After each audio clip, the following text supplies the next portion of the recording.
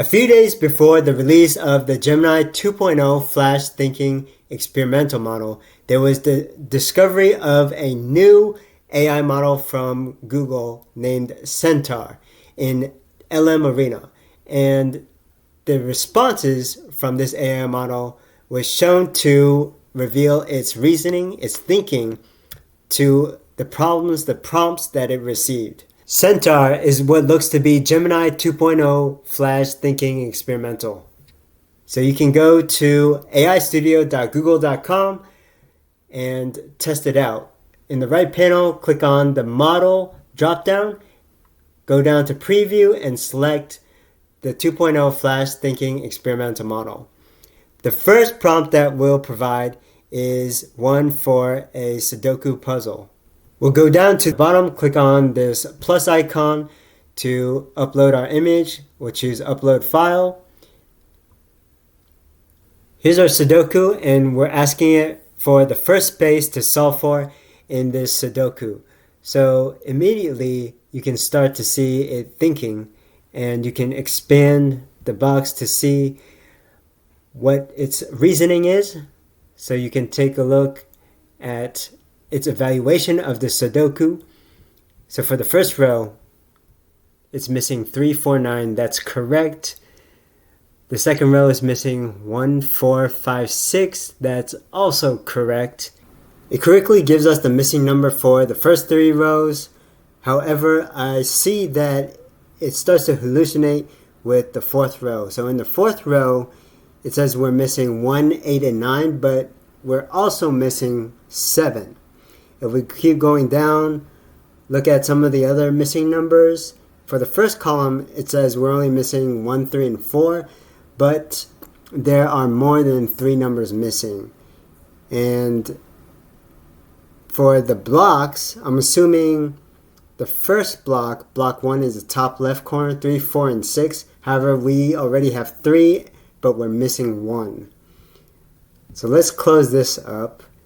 And then we look at the response here. It gets kind of confusing because with the cell, so if it's looking at this line here, the second row in the first column, named as B1, second row, first column, that is filled.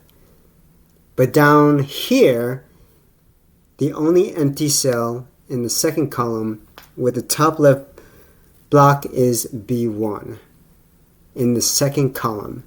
So if that's B1 and that's filled, so the response is kind of confusing.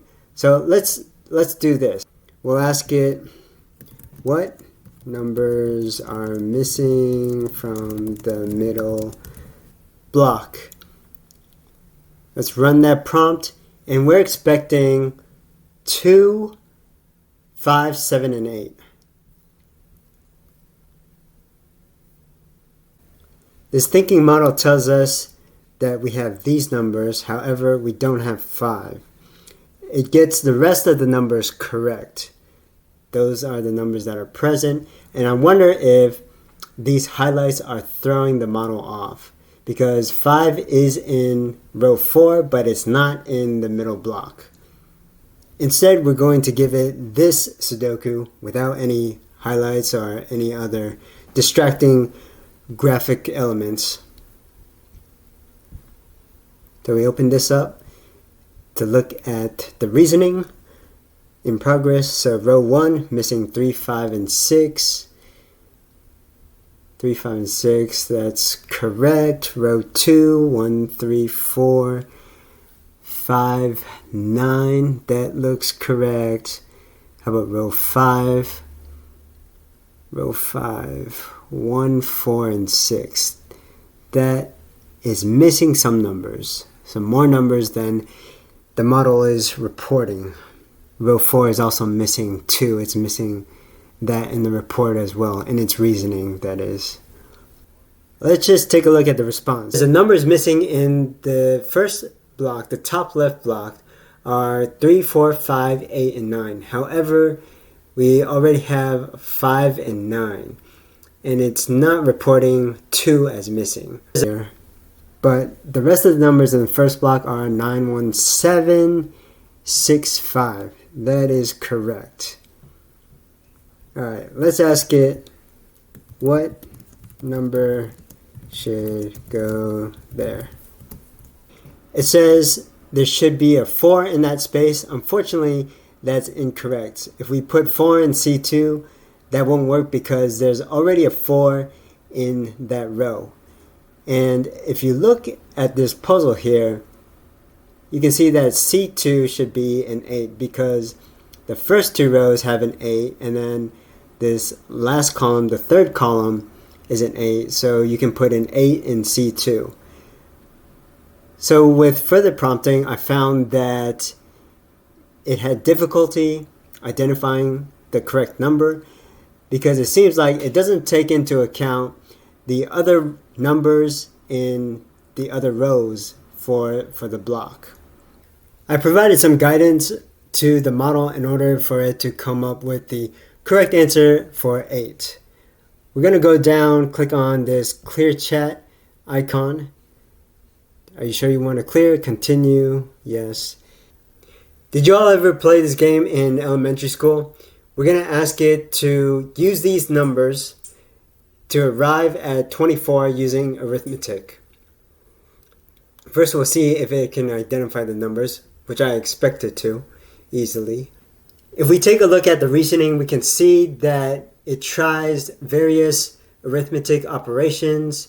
First, it starts off pretty simply, and then it tries a combination of operations until it finally arrives at the solution where it adds 1 plus 4 to get 5 and subtract that from 9 to obtain 4, multiplying that by 6 to arrive at 24.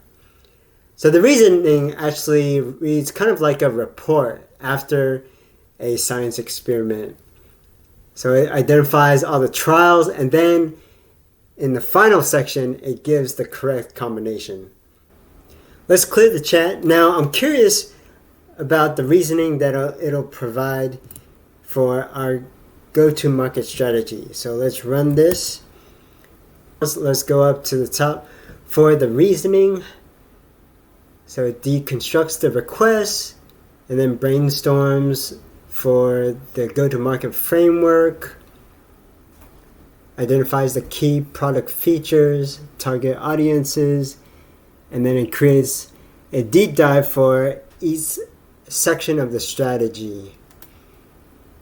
Add some nuances and practicality, structures the strategy with the clear headings and subheadings along with the bullet points and numbered lists. So the reasoning looks pretty standard for someone who might be a director of growth marketing for this app. If you found this useful, like the video and leave a comment. If you want more content on AI, workflow automation, and analytics, subscribe to the channel.